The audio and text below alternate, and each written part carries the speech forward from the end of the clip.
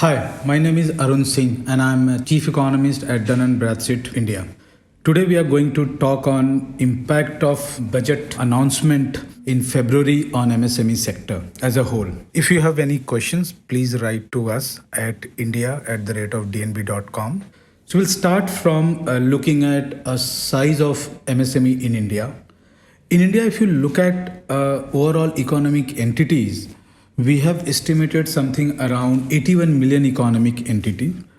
This exclude those companies who are basically involved in the crop production and public administration and defense. Out of 81 million economic entities, 27 million economic entities are basically classified as a commercially visible entities.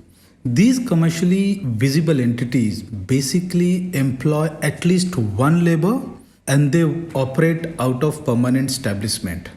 In a nutshell, we can call them a commercially visible company.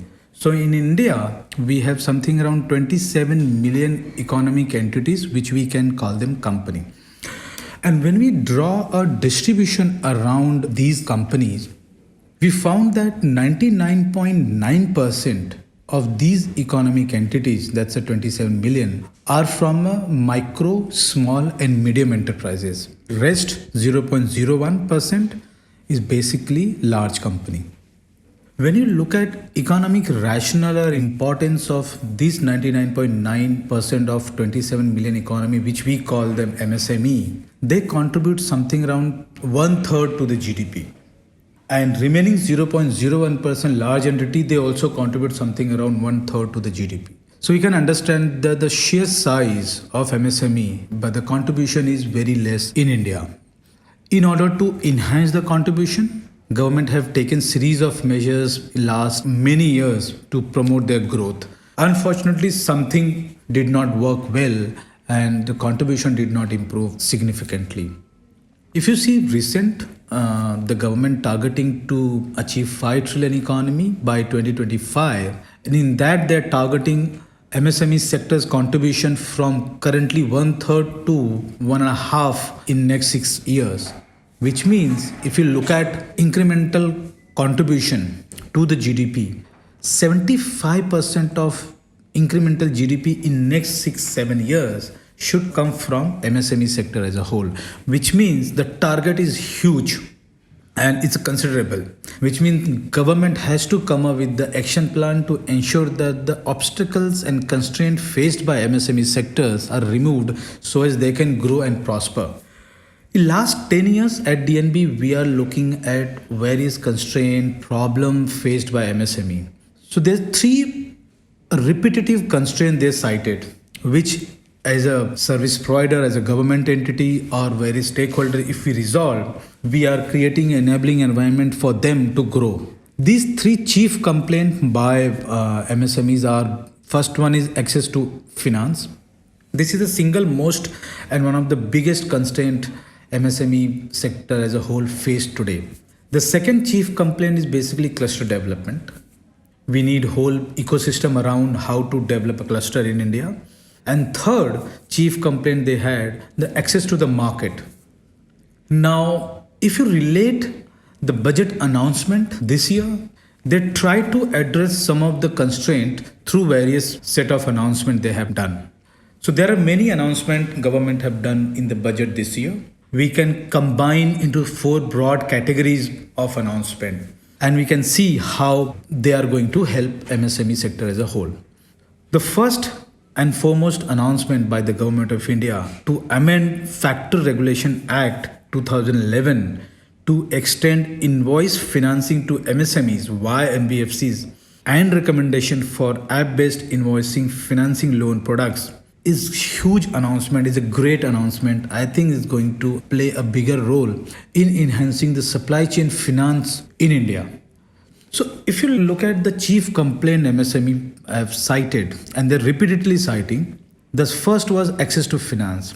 Now there's a 2 story. You have a MSME one side and you have a lender on other side, where MSME sometimes they have a concern in terms of the documentation, in terms of the collateral, in terms of the bookkeeping, whereas a lender, that's a banking and then banking institutions or the financial institution, they normally look for collateral, some security, some documentation from the MSME sector. While that's an ideal scenario, we need to basically go for the middle scenario, which is basically supply chain finance. Supply chain finance does not require collateral from any of the MSME. Basically, they go by the credit history of the anchor company. So if government have taken that initiatives and including NBFC into the sector, which means the financing aspect will go up, and that will provide a good cushion to the working capital need of MSME. So that's great announcement.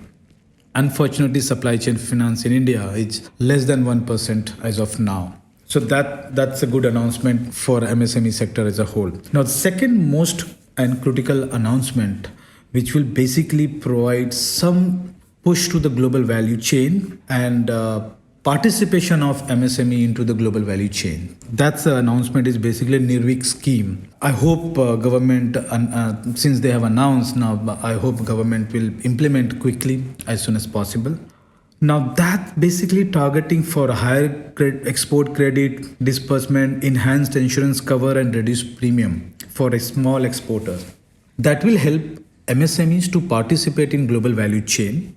And basically, they can involve over a period of time, they can participate through knowledge spillovers by enabling them to specialize in specific processes. All the benefit they will get from these schemes. The moment they participate in global value chain, the many learnings they can do and their competitiveness in core will go up. So that's point number 2.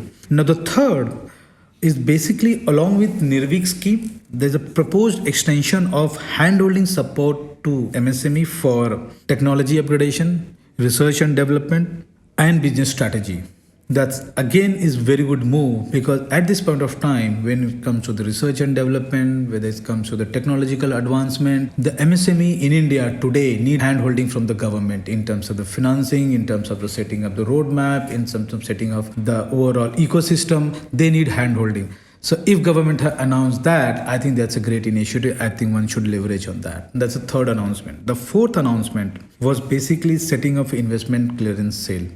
Now, sometime you need a proper ecosystem wherein you basically transfer your knowledge, you basically start investing in the cluster, you start asking for a fund from the foreign, basically from a startup perspective. All that things will be very helpful, and it will be supported by investment clearance sales if implemented carefully.